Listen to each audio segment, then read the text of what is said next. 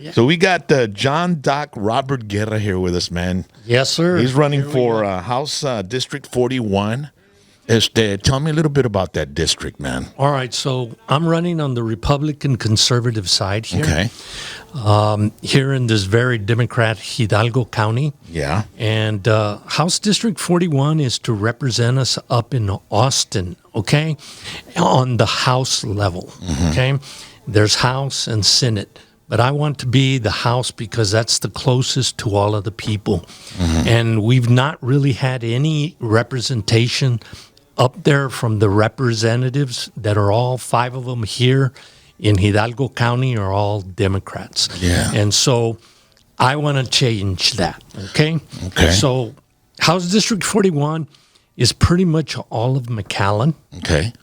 And then Mission, which is Sherryland Independent School District, mostly on the north side of the expressway, hasta Monte Cristo.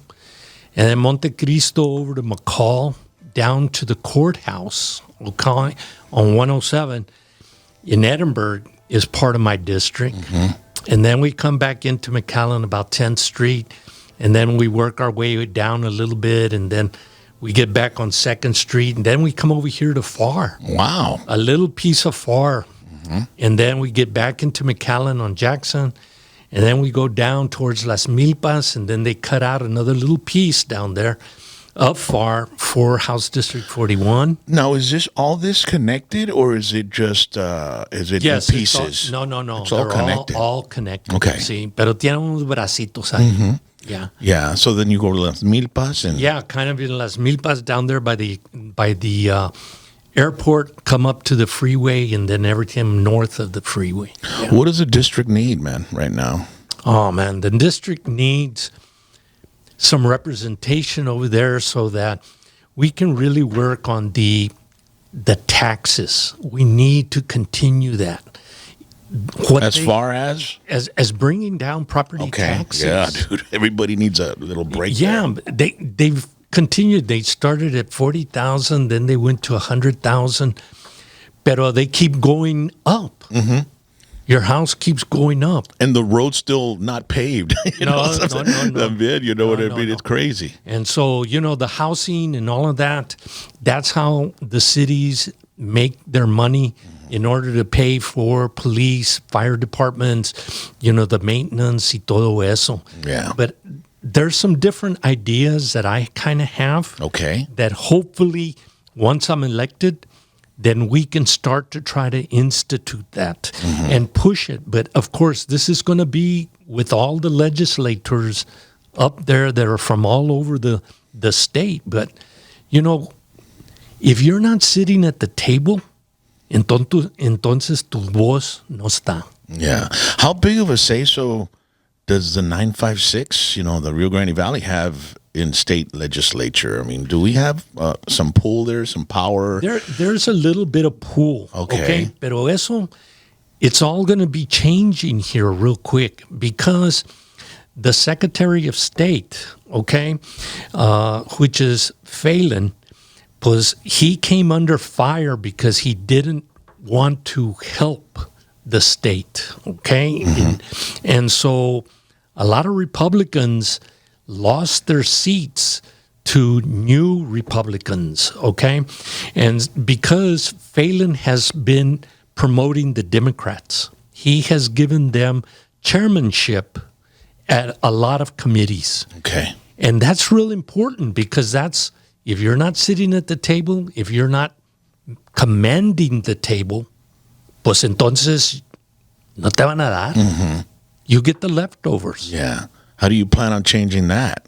Well, get elected and get up there. Okay. And once I'm elected, I know Governor Abbott, he's going to want somebody from the Valley because we haven't had a Republican representative up there that hopefully, even though I'm going to be a freshman, as they call it, I don't feel as a freshman. I'm up there to go and fight and to work hard for House District 41, Hidalgo County. Yeah.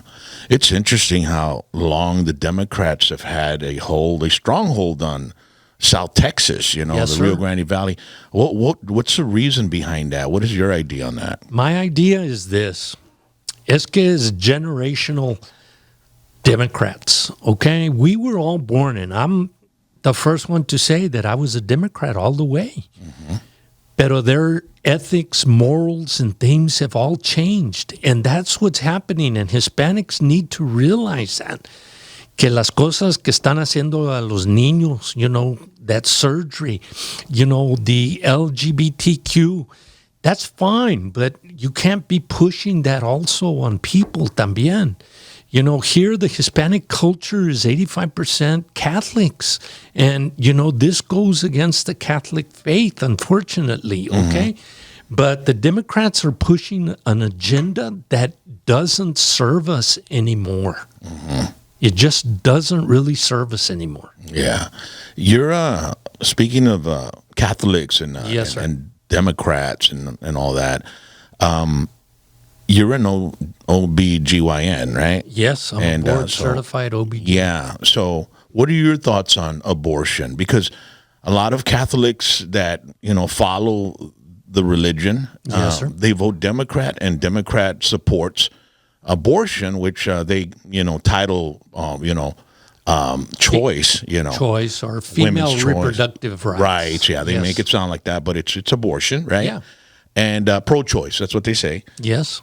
Where's that mentality coming from? Where if you follow a certain religious guideline that believes that birth begins, or life begins in the womb, and they still vote Democrat. It's very interesting, right? I mean, yeah, and that's that's what comes down to the word faith and understanding the Catholic faith. Because if you really are a Catholic, then you have to understand that is a sin, that is a mortal sin in abortion, okay? And so, as a board-certified OB-GYN, my job was to make sure that when a woman got pregnant, that we were going to carry that pregnancy to about, the 40 weeks, the full term. Okay. Because that's what was the purpose of this. I mean, that's what it was. People want babies, and in order to make it, you have to make it to viability, and viability means that they would be able to live. And right now, viability is still around 23, 24 weeks, okay? So if we could get a pregnancy to 24 weeks, then we would have a viability. That baby may survive through the tremendous work that we have from neonatologists. Those are baby ICU doctors, okay? So anything above 24 weeks, those babies have a very good chance, and they have a life that will be great, We used to have a lot of problems with cerebral palsy, with problems with the brain, things like that, even when you were at 24 weeks. But I've seen babies that I delivered very early, like at 24 weeks, and they're doing excellent with no consequences. So going back a little bit to the Catholic faith and abortion, okay? People need to understand that the word abortion from a medical term was the way that we talked. And so sometimes it's misconstrued. Okay. And so, but an abortion is somebody then that decides, I've got a pregnancy and I want to just do it away. Terminate it. That's not, you might as well just go shoot somebody then. Because it's a murder, okay? It is when somebody kills a woman that's pregnant, and it also kills the unborn baby. Right. It's a double homicide. And that's what I don't understand. It's like, okay, if these people are saying that it's just a clump of mast cells, or, that it's not really life and all that, then why is somebody that shoots a woman that's pregnant given a double homicide? Try to answer that. That's the frailty in law, morals, ethics, and everything there, okay? So sometimes, as we're sitting here in this table, this is the line, okay? And so it's very easy to be on the right or on the left. And you have to be able to be here for the people, okay? And for that woman and for helping them. The Democrats across the country don't want, and I'll give you a perfect example of McAllen Pregnancy Center, which is there, that used to be next to the abortion clinic downtown McAllen, South McAllen. And so that's a place where they are helping women, okay? So we're not abandoning women because of, well, I need to go to school, so I need an abortion, okay? Or I already have 5 kids, so I need an abortion. I can't afford another child. Yeah, and so when you have these moral problems, then like the McAllen Pregnancy Center is there to help these women so that we can get through the pregnancy. They get to be seen by obstetricians, gynecologists, and then after the baby is born, then we also help. We help that mother. We don't just abandon them. Yeah. So you're pro-life then? Yes, very much. You're anti-abortion? Yes. Yeah. It's interesting because, like immigration as well, I listened and I heard, for example, Chuck Schumer and Bill Clinton claim that this large immigration influx into the United States of America is a good thing because our birth rates are very low. And in the same breath, they're promoting the abortion. So we're low on birth rates in the United States, and you're still promoting that. So it's like, okay, is there some sort of hypocrisy going on there, right?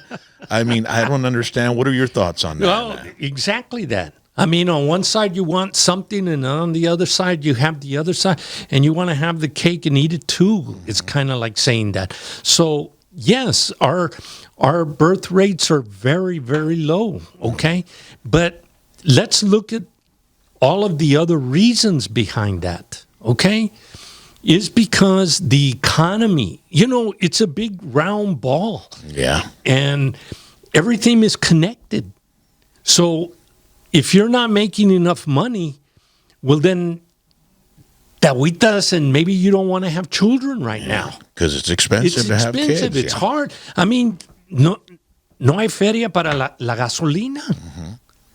And so groceries and kids require a lot of food, a lot of electricity, And which are the big ones? Milk, eggs. Yeah. So all of that, it's all put together, and it's very hard to solve the problems, but we need people that are up there that are willing to evaluate the problem, diagnose what the problem is, manage it, and then treat it. Just like what I would do with all of the patients, whether they were obese or whether gynecological. We listen to see what the problem is, and then we slowly and easily get to the bottom of it. And can we treat this with medicine, or do we need to do surgery? Or what do we need to do with the problem? But each and every problem is made for each person. Every individual is different. Yeah. Different.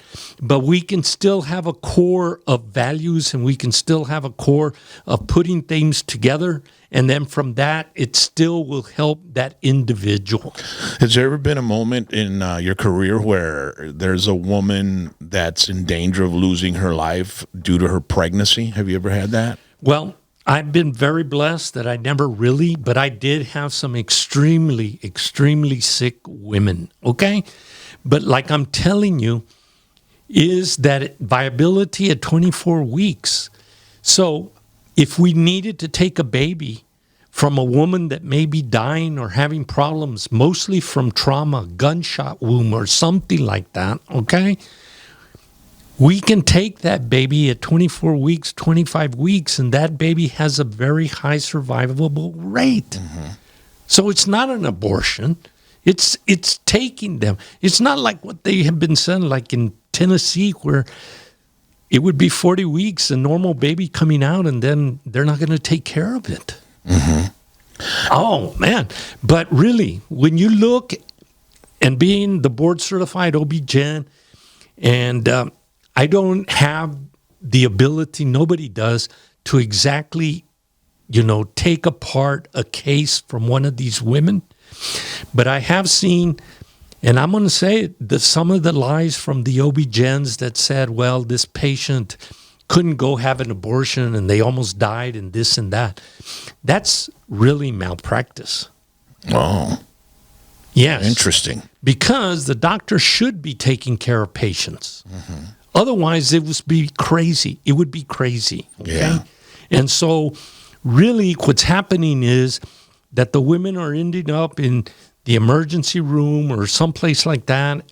The board certified OB-GYN isn't being called probably. And so then they don't know whether it's an ectopic pregnancy because it's early. It's 7 weeks, okay? And so is it going to be a miscarriage or isn't a miscarriage, or even at 15 weeks, okay? Yeah. So there's very many different instances. One of them is, the big one is prolonged premature rupture of membranes, okay? We had patients that we would be able to keep them and we would monitor them. And I did have a lady that was that did have the premature rupture of membranes, and she stayed in the hospital almost 33 weeks. Wow. And once we got her to where we needed, baby's lungs did mature, everything like that, but we were monitoring them. But that's some of the instances that I believe that they're talking about. Are those rare? Are they pretty rare? Very rare. Very rare. They're yeah, rare. So, but it happens. It happened. Yeah. What about your the like we were talking about immigration? What's your take on the immigration?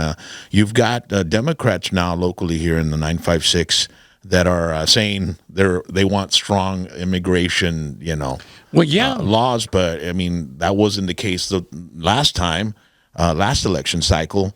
Are they coming around to where they might be able to cross over the aisle and Well, we think of hope- some yeah. sensible Exactly. So let's look at laws? it. Let's look at it because let's divide it between Texas and what I'm running for, and then the federal, which is Biden up there. Kamala. Yeah. And so those people, the feds, as we call it, they have not helped Texas. Abbott has bent over backwards. El pobre, of course, he is paralyzed from Yeah. Pero, he's the one that has saved Texas, as always. If you need to really go back, way back in the very beginnings, Texas had its independence in 1845, and it became a republic because it was by itself, okay? Mm-hmm. And then you had the United States. Eventually, Texas then went in to become a statehood. But Texas has always taken care of itself. Texans are Texans, and that's why we say we're number one. Mm-hmm. Now, we have to It's a great work. state, man. It is a great state. Yeah. And this state is the one that is really the third leg that is holding up the whole United States. It's attracting a lot of California people. Yes. A lot of businesses and industry are moving out of California, and where are they going? Florida or Texas? Yeah. And Elon Musk. Texas has a lot more space. Yeah. Speaking of space, no pun intended. Yeah. But we're seeing that a lot of from New York. I've met some people that are here from New York that decided to move to Austin. Now, Austin's becoming, it's a very liberal city, but still the amount of the size of Texas keeps it red, I guess. You know what I mean? But the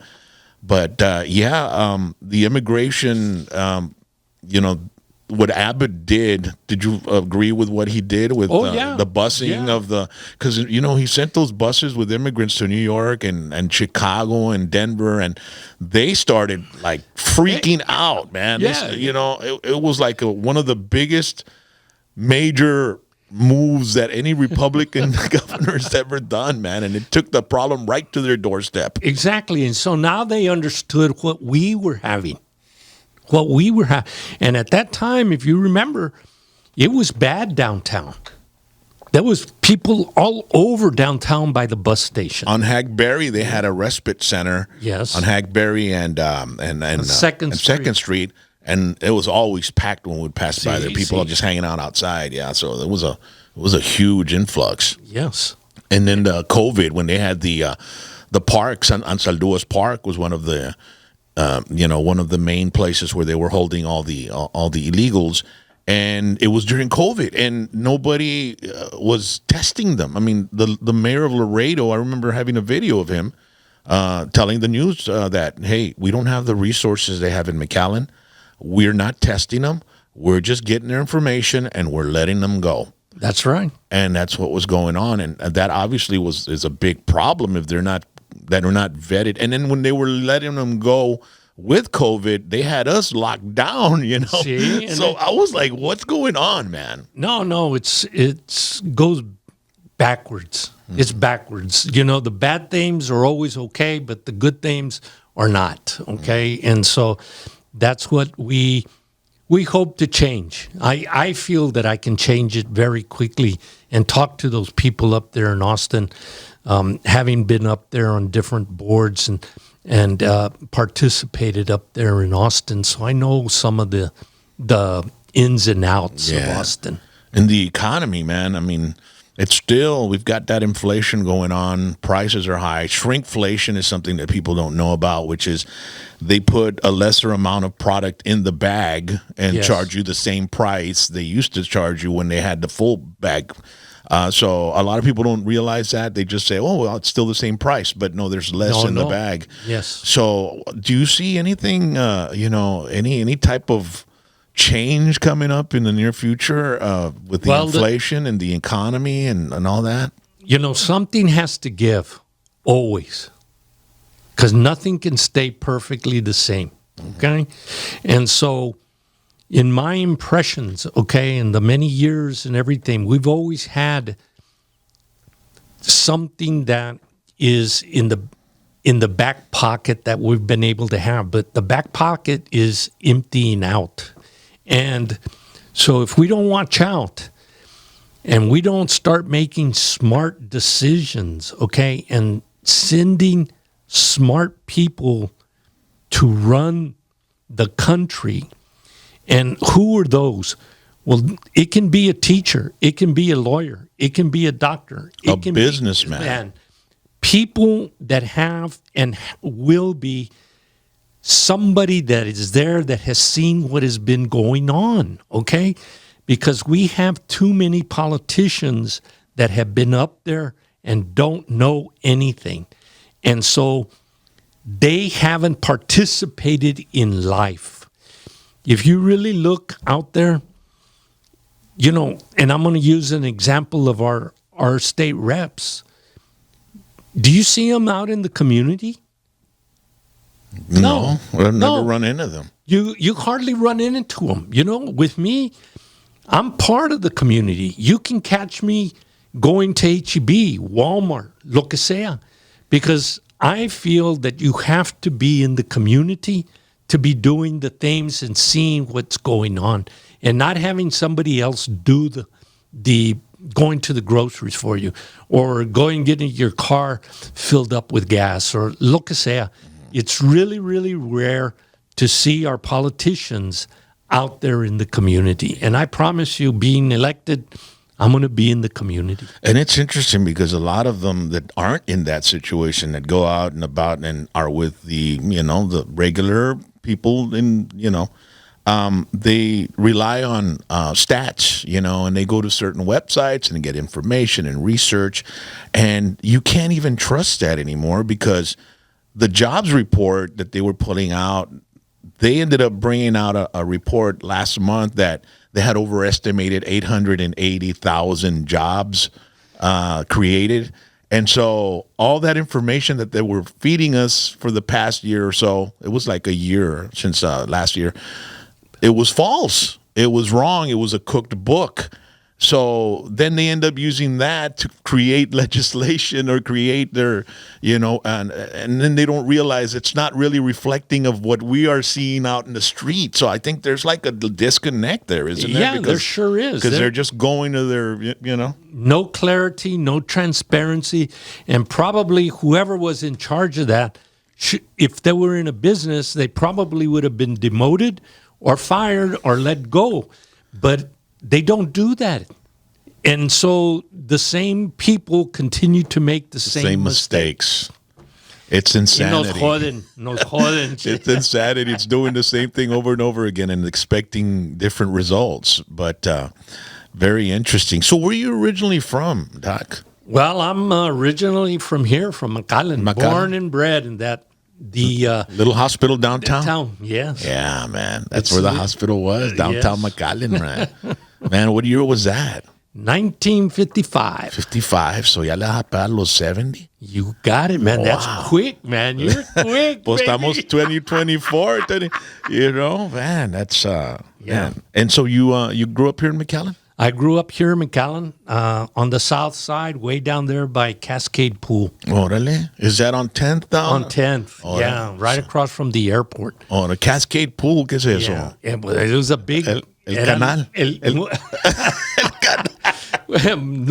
No. It was a swimming pool. Órale, big one para la raza. Okay, yeah. Pues nosotros nos avientamos en el canal. La también. mía y esa en Mercedes. And that was the best place, man, when I was growing up, man. So I have those experiences también, yeah. So you went through the McAllen Independent School District? Well, I went through McAllen Independent School District up until when I was in 8th grade at Travis. Okay. I went to, it was Lincoln, but they changed it to Victor Fields. Mm-hmm. And then I went to Travis. Okay. And then after Travis, I decided to ponder the vocation of priesthood. So I went to San Antonio to St. Anthony Junior Seminary to possibly become a Catholic priest. What was motivating you to do that? Was it your parents? Was it just you? It was me. Embracing the religion? Yeah, it was my decision at 14 years old when I moved out at 9th, 10th, 11th, 12th, went up there looking at that as it was kind of a boarding school, Catholic school, so I got my education from a Catholic education, and so that's why I also promote school choice, okay, because it's going to help everybody, okay? And just this last week, I was, to get off of that subject real quick, I was block walking, and a couple of teachers were there, and they said, no, it's we don't really want to talk to you, we're Democrat, because you all want to take the money away from our public schools, and that's going to hurt us. Well, I told them that's totally wrong. Every session, we have increased the pay to the teachers. We've helped the retired teachers también. And there's no way that the state of Texas would ever do anything to the public schools. But what it's only doing is helping people that if they want to pay their taxes, then their money follows their tax money follows the money to wherever they want to go to school. And that should be right. Mm-hmm. It's just like where you buy your food. If you want to buy it at H-E-B, you go to H-E-B. You want to go to Walmart, you go to Walmart. So have your money follow wherever you want to have your kids. But these are all lies that are being pushed by the left. Mm-hmm. So anyway, I went to the seminary for 4 years, and I pondered that vocation, but that wasn't for me. How was your experience there, like growing up in that education of the Catholic? It was fabulous. Was it as strict? Because a lot of times we hear punishment and all that stuff. They always say about the nuns, where there's always that conception or that perception. Yes, that they're mean. They're very strict. And, as it always said, your actions bear consequences. As they should, right? Yes, exactly.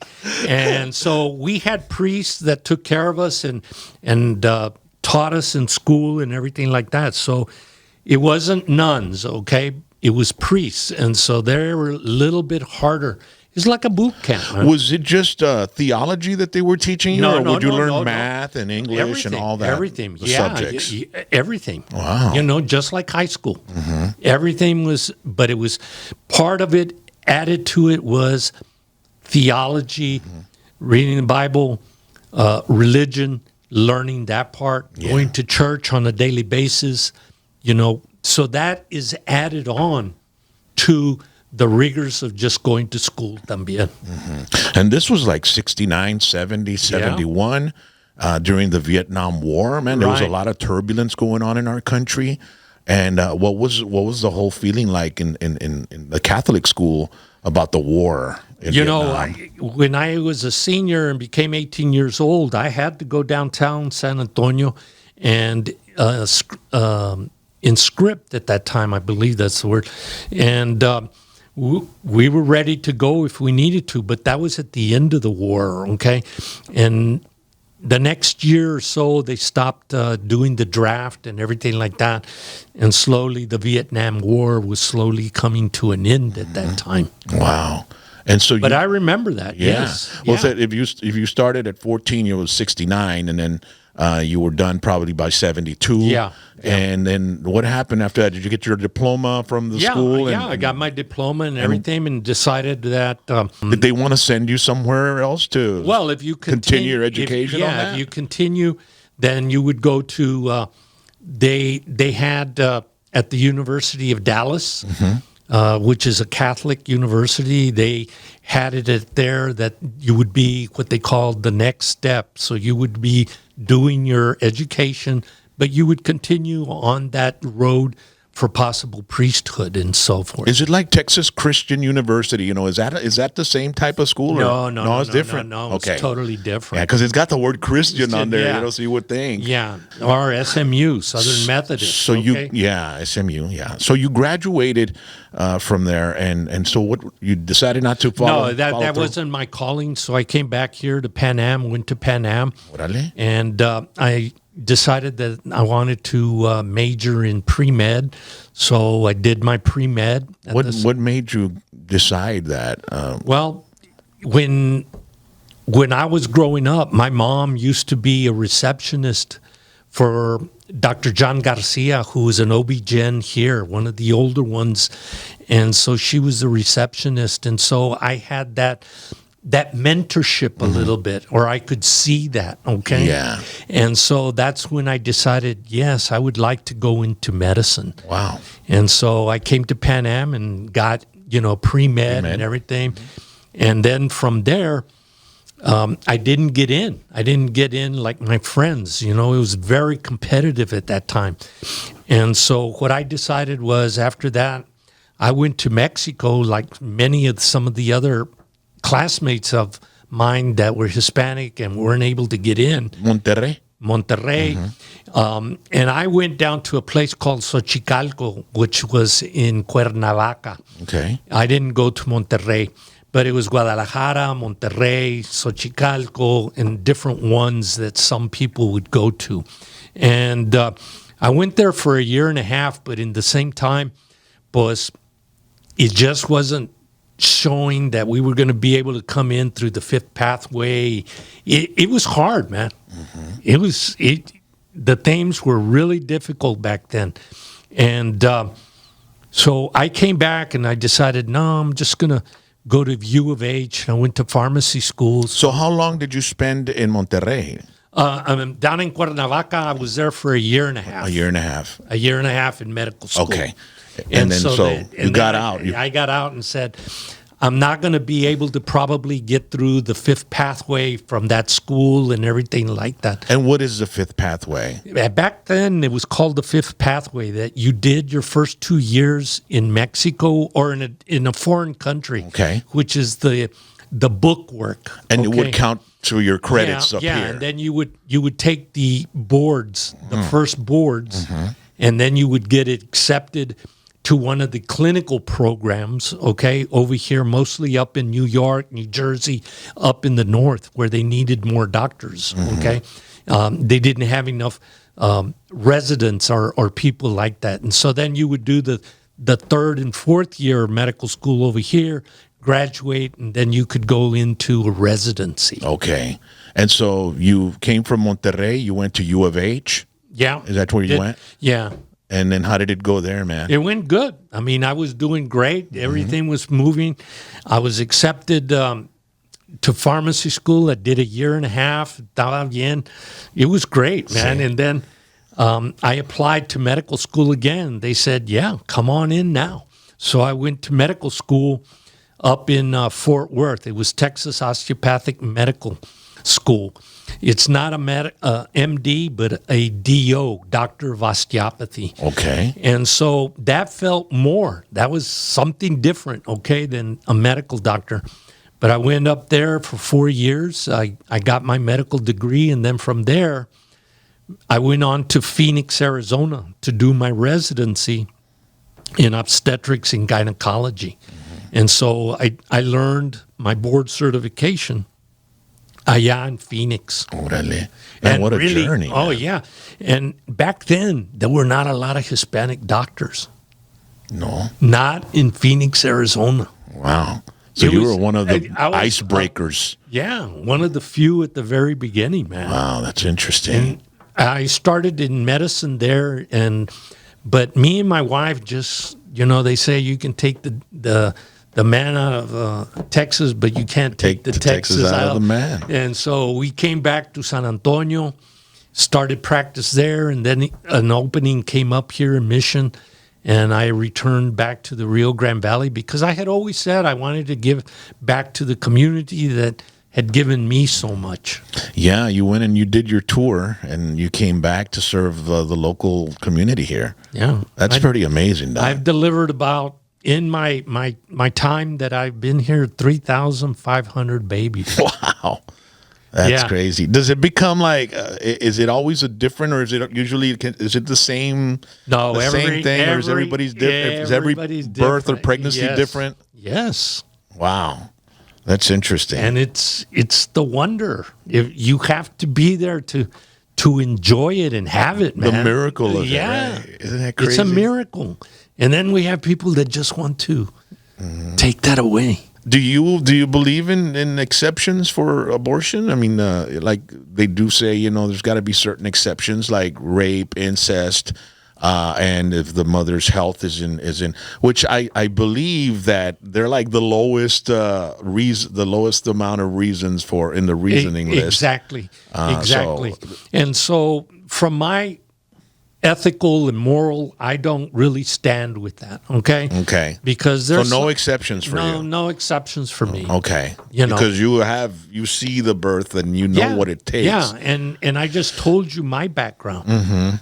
The possibility of becoming a priest. So I have no exceptions there, unfortunately. What can be done? I mean, is it just? I mean, if you have a young girl that's been, raped and she's pregnant, and what can be done? Okay, it's traumatic to the girl, the woman. Yeah, exactly. The woman.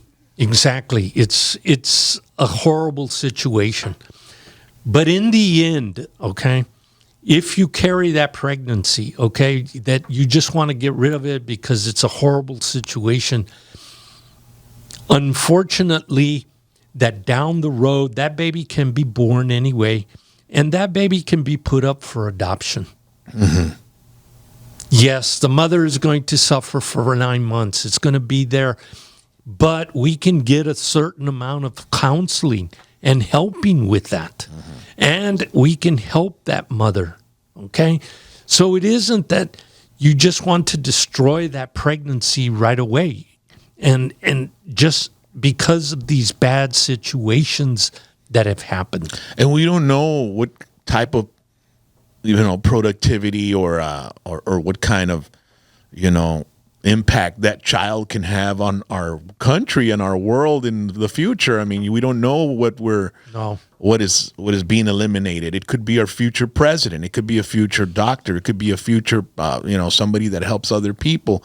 But then again, it could also be somebody that's like a bad person as well. Exactly. We have no idea. It's really crazy. But that could be anybody that's born, okay? I mean, look at what civilization is, or us as humans right now.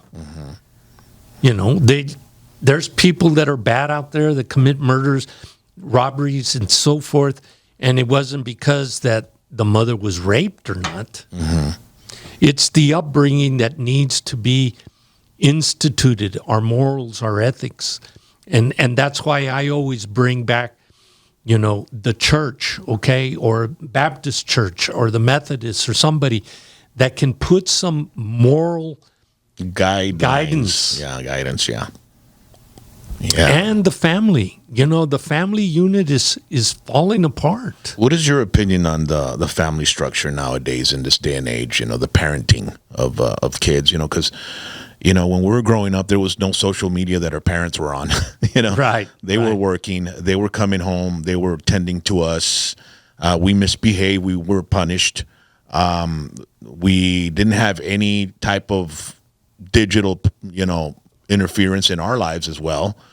We had video games like Atari back in the early 80s and late 70s, but never like it's been today, and I was just talking about a moment when I went to a restaurant and I sat down and I was having lunch or breakfast with my wife, and a couple showed up with a young girl that was like 10 years old, 9 years old, somewhere around there.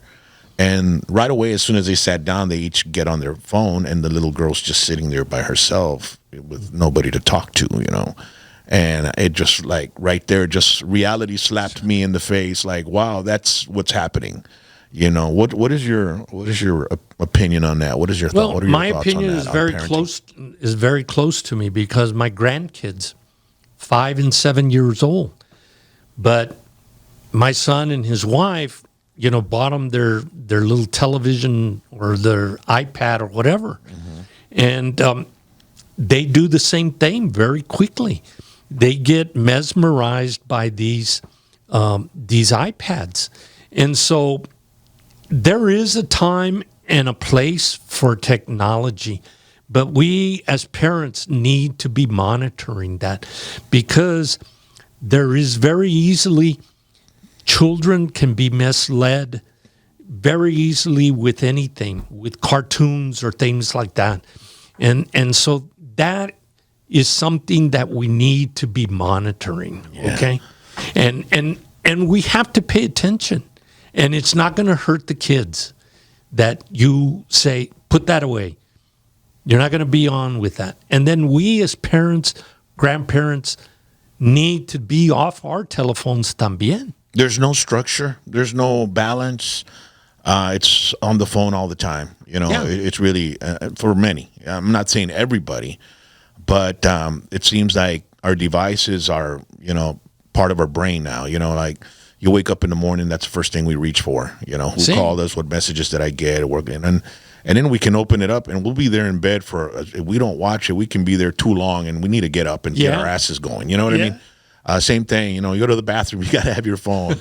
And then children now, the kids, the parents, instead of, I don't want to deal with you, here's your phone, do whatever, you know what I mean, get on it or whatever. But there's just so many different things going on in that device. For example, all those 20-second videos that they see like 20 videos in 10 minutes or maybe even less than that. And it's like a bombardment of the mind. What do you think, since you're a doctor and all that stuff like that, what do you think are the long-term effects of what's going on with the kids and their devices? Remember that all little kids, their brains are sponges, man. They are just absorbing everything because our brain is a huge computer, and when you're small like that, that is what you're supposed to be doing. That's the natural body. The brain is to absorb as much as it can to learn so that it is able to discern and be able to know what's right and wrong and etc. And so it's very, very important, okay? And you don't have to go do all of this studies and everything to see. It's already been proven, but when you're taking in all of that influence from the telephone, from the iPads and everything like that, it's going in and it's going into your brain, and it is going to affect you in some form, okay? And so that is I always call discernment, to be able to know when it is good and when it is bad. And children don't have that that type of mentality to be able to do that, be skeptical and stuff like that. And even some adults don't, bro. I mean, so it's easy to brainwash people, man. If the news media is so, did it for so long, can you imagine? This is like the news media on steroids, the devices and the platforms and the TikToks and all that stuff.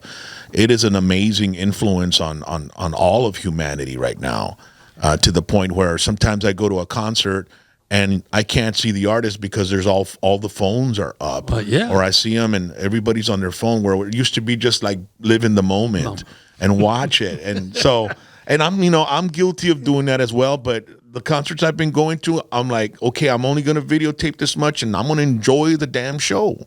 Una canción que te guste, and then they do something badass. I'm like, damn, I should have recorded that. I mean, it's driving us nuts, man. It is. What do you know? I mean, who knows what's going to happen with our next generation? Oh, that's scary. A little bit. I mean, well, it is. I don't know if we'll be around for it, but claro que sí. I know. But it's technology is just going so fast, and then there's talking about the transhumanism. Yes. Where the human, it transforms along with the computer and becomes one. And then you've got the Neuralink that. Right. Would you ever think of putting that on you? The Neuralink? I'm too old, man. Well, that's the best. We had nothing to lose. That's what I told my wife. I said, I'll take it. I'm going to be 60. I mean, if I was 20, nah, man, that shit's going to control my ass, But hey, man, if it helps me from forgetting things, like what the hell did I walk into this room for, Or where are my keys? And they're in my hand, that's something that's very interesting. And I would need to read about it and see and evaluate that even more. They're talking about immortality. The guy that created the talk to text, how you talk to the phone and it writes it out. Sam, I think his name is Sam Kurzweil or something like that. But he predicted that by 2030 we would be able to, become immortal with the invention of nanobots, which are injected into your bloodstream, and they're little nanobots. And then whenever there's something that pops up in your body that doesn't belong in there, the nanobots all go together and go and just destroy it. Wow. I'm going to be honest with you. I mean, I read the medical literature and everything like that, but I don't see any of that stuff. No? I haven't seen stuff like that. I don't know if it's on medical. It could be on the technology book. You might want to look at that. And there's this new degree that there's one I believe at University of Texas, one at Texas A&M, where they have the medicine with the engineering, and they have put them together now. And so there's going to be like a medical engineer kind of thing that is going to be coming out of that, okay? Which I would see as a very positive thing for the future of medicine, okay? Do you ever see a robot being an OB-GYN and delivering a baby? Not in my lifetime. Because they're talking about, some robots doing surgery, all that kind of stuff. But, I mean, I don't know. I don't know if I can trust. It's hard trusting a human, right? That sometimes, I mean, not everybody's perfect, but we put our trust in them. But I don't know. I mean, the technology and robots and all that, man, it's going to come pretty fast, Doc. No, it's coming. It's coming. In the next 10 years, you'll be 80, you'll be fine, you look the same, right? Yeah. You'll be running for re-election. I hope so, baby. Yes, sir. No, I mean, right at the end of my career here, I mean, I was doing robotic surgery, which was fabulous. Okay? Less invasiveness, healing faster, the blood loss less, everything like that. So, but you're still commanding the robot, okay? It's your hands that are doing it, your eyes, everything like that. But a robot like this one to be doing it. Like an electronic arm and, and. Yeah, but even with using the robot, you don't have the feel, the touch of tissue.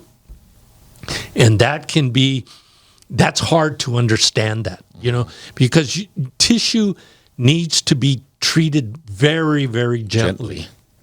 Because if not, it kind of bruises, and then you can have more scar tissue and things like that. And so some of it is positive, but a lot of it could also be negative. Yeah.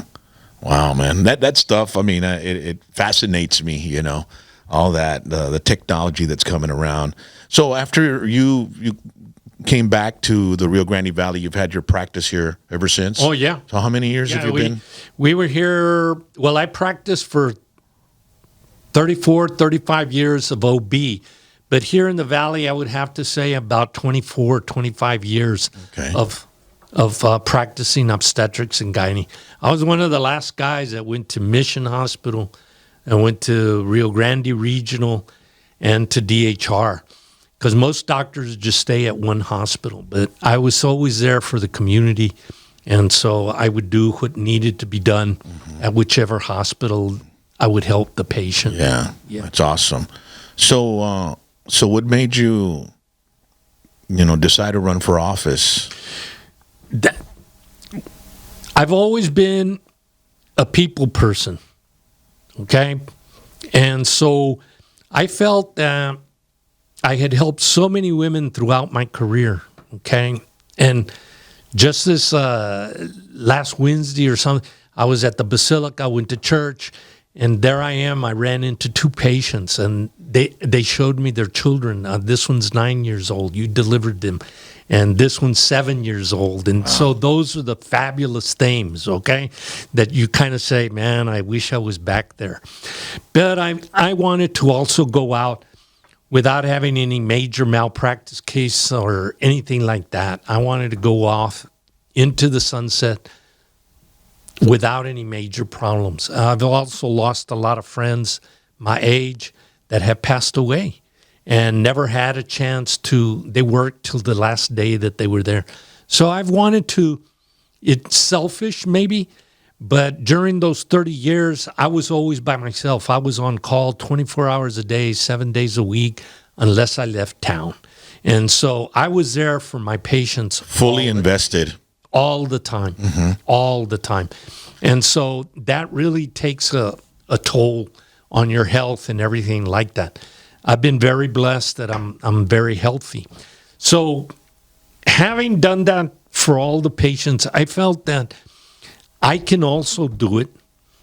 Puedo usar la cabeza and go up and make a difference. Make a difference up in Austin. The Democrats own everything here in Hidalgo County. Look at the courthouse. When are we going to get the courthouse? Isn't that crazy? How long has it been? And who's going to pay for it again? Yeah. It was. And nobody talks about it. Is it a money pit? Is that what it is? What's going on? Man, they just can't fix it. That's crazy. Fix it. 8 stories. That's crazy. And we need it. We need it for all of the courts. It should be used they're all already. Over. Yeah. But they don't know when it's going to be safe. And nobody really knows what's going on. Nobody. I mean, you ask somebody, it's like they don't know. They don't want to say anything, and the news doesn't report anything about it because it's a failure, I guess, right? Yeah. I mean, you know. And the Democrats own it. Wow. That's one of the big things that immediately I want to find out what's going on here. Let's tell the people. Transparency. It is. Yeah. It is. Nobody talks about it anymore. So So I feel that I can be there and be a voice. I have a vociferous voice anyways. So I want to do things that are going to help the community and be out there for people. And I'm going to be accessible to people. And those are the things that I feel that I can do. I believe in term limits. I'm not going to sit in there for a long time because we need better voices. We need, just like we've been talking about technology, I may not be the right one to continue this, But give me a chance, like Trump says. What do you have to lose? Look what you've been having for all of these years. What do you just look at all of the problems? You know, we've received a lot of money, and they passed that legislation. So when you drive around, you'll see the canals or the ditches. Just look at them and see how overgrown those are. So if one of those hurricanes really would have hit, you know, I think that we would be having some major problems. Now, those are our commissioners and people, but the way that legislation is that one is supposed to be overseeing the other, overseeing the other, and people are supposed to be talking about that. And so that there is some repercussions, there are responsibilities. But I drive through there, and all of them are full of trees. You know that they haven't cleaned them in 5 years. So those are just common things. You talked about the roads. Yeah, we've been paying our taxes. So you get out and you look at the roads and you help. I'm not talking about TxDOT and the big expressways. They're taking care of that. But just our regular roads, that our cars are the ones that are suffering. Yeah. So, I'm looking at all of the different little things that nobody ever talks about or speaks about. Is there a lot of corruption in South Texas politics, man? I believe so. We talk about it all of the time. All of the time. The corruption is related to the nepotism. Ocupan el compadre y la prima y el primo y todo. Yeah. Okay. That's nepotism. And nepotism. When you hire people that, you know, are related to you or connected. And so that nepotism is the corruption that leads to the problems that we have. It turns into cliques, like, you know, the clique that runs this city, then the other clique runs that city and stuff like that, I guess, right? Yeah. Yeah, because I've always, you know, in our history here in the Rio Grande Valley, we've had so many sheriffs arrested for, you know, for corruption, and commissioners and judges, like, you know, and county judges as well. I mean, I've been around for a long time. I remember since the late 70s, I was always seen on the news, you know, the FBI arresting, you know. Now they've got the guy from Laredo también, Guerra, that they arrested as well. So there's there needs to be something to really control that corruption, man, because it's detrimental to every single taxpayer. It is when there's corruption like that. It is. And I'm going to use an example. I hate to use it, but let's look at La Jolla.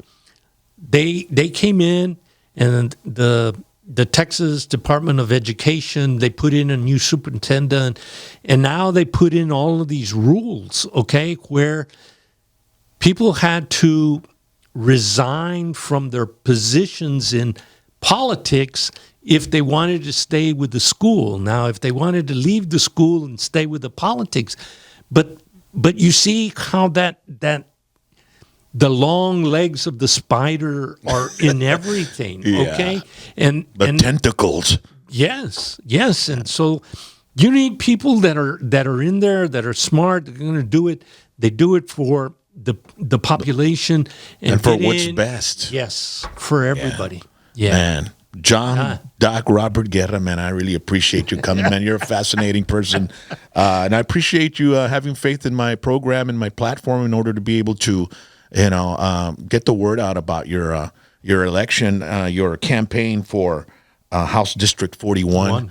And I wish you the best of luck, man. Well, I'm going to need it. We start voting October the 21st. 21st is early voting. So I tell everybody, get out and vote early. Do not wait till the last day. Get it out of the way. Yeah, easy. Yeah, because then you wait till the last day and then shit comes up and you can't go vote and then... And then the lines are long or whatever. Yeah. Do it on the first day. Do it on the second day. And it doesn't take long. No. Just no. go in there, fill out the paper, tell them what you want, then go in there, do it, boom, boom, and then get your little sticker and show it off to everybody online saying, you know what, I'm making a difference, you know. And so and vote conservative, vote for Doc, okay? I mean, John Guerra. But no, thank you very much, Rob. Yeah, it's always a pleasure to have you here, man. And you have very interesting. I'm sure we didn't even touch the tip of the stories that you've got, man. I mean, you traveled all over the place to be where you're at, you know, sir. from Arizona to Fort Worth to Houston to Monterrey to the Mexico area. I mean, so I'm sure you could probably write a book that's pretty interesting, man. Doc, muchas gracias, Dad. Okay, man. Thank you for your time, man. Órale. Yeah.